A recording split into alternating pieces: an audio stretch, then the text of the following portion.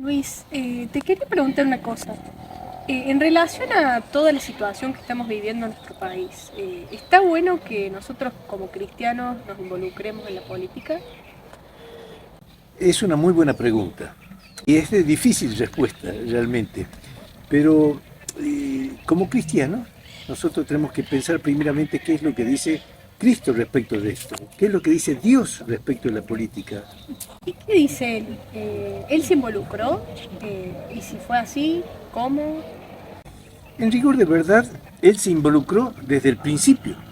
Es decir, Dios se involucró en la política, claro que sí, porque Él está por sobre la política y eso es lo que hay que entender.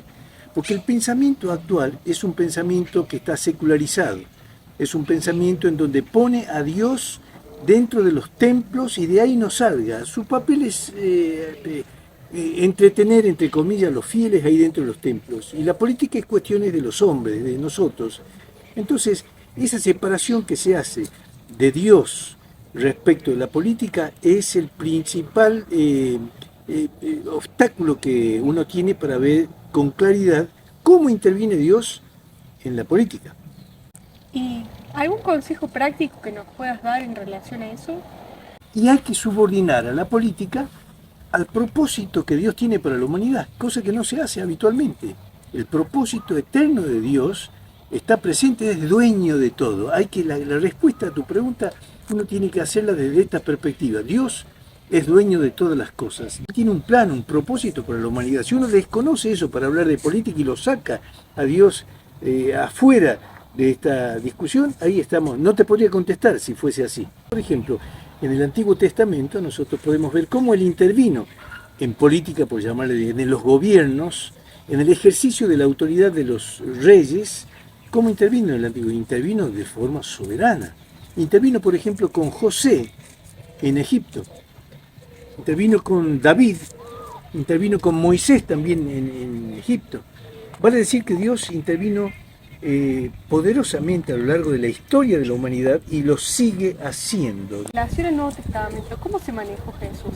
Y esa también es otra buena pregunta, porque ahí vamos llegando a lo que vos me preguntaste al principio. Pero en el Nuevo Testamento todavía está con mucha claridad de la manera como intervino el Señor y también los apóstoles que le siguieron.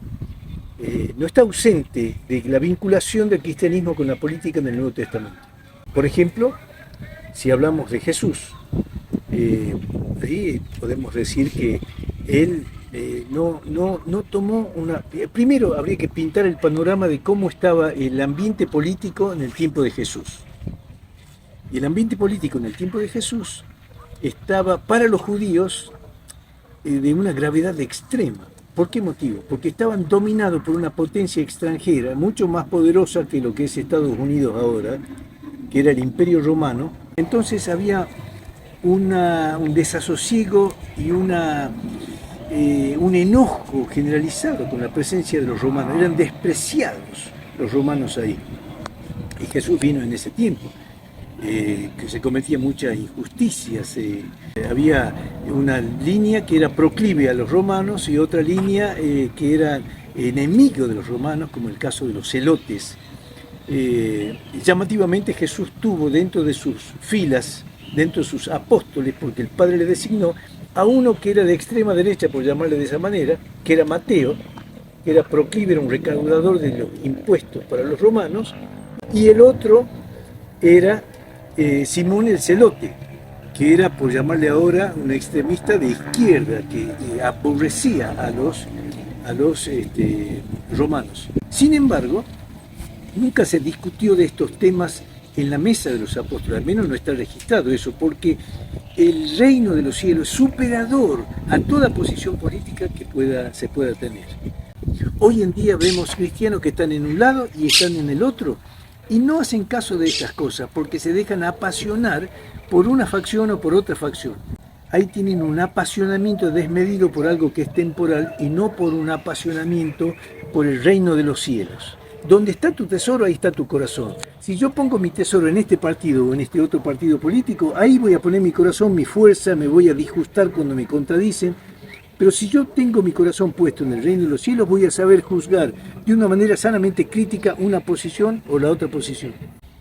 Tenemos que ser, como dije en algunas oportunidades, el verdadero paroico. ¿El paroico qué es? Que lo describe bien Pedro en su primera epístola, cuando se refiere a los paroicos. El paroico, para hacerla breve, es alguien que es un ciudadano del reino de los cielos, que está circunstancialmente en esta tierra.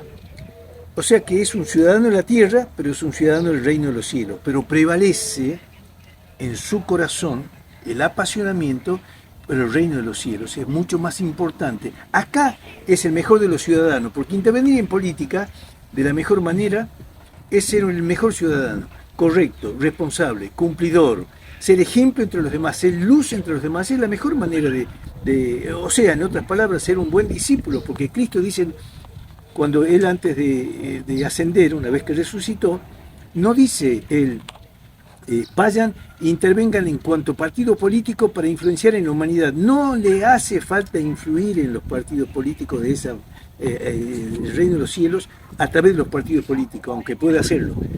Pero Él dice, vayan y hagan discípulos, porque el discípulo es la transformación verdadera y profunda de la sociedad. Entonces, lo que yo aconsejo es que si uno va a hablar de política, un cristiano no tiene que desconocer estas cosas.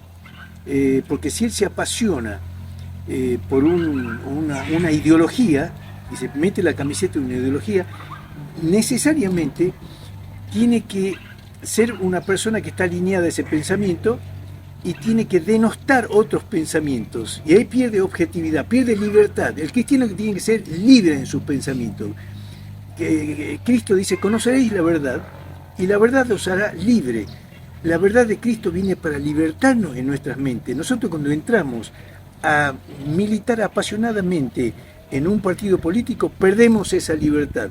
Las divisiones en la familia vienen como consecuencia de eso, de haberse puesto una camiseta ideológica, y eso no es de un cristiano, porque nosotros tenemos la única bandera que flamea sobre nuestras vidas, es la bandera de Cristo, que está por sobre toda ideología que va a fenecer en el último de los casos. Todo partido político, todo sistema de gobierno va a fenecer, y lo único que va a prevalecer es el reino de Dios sobre la tierra.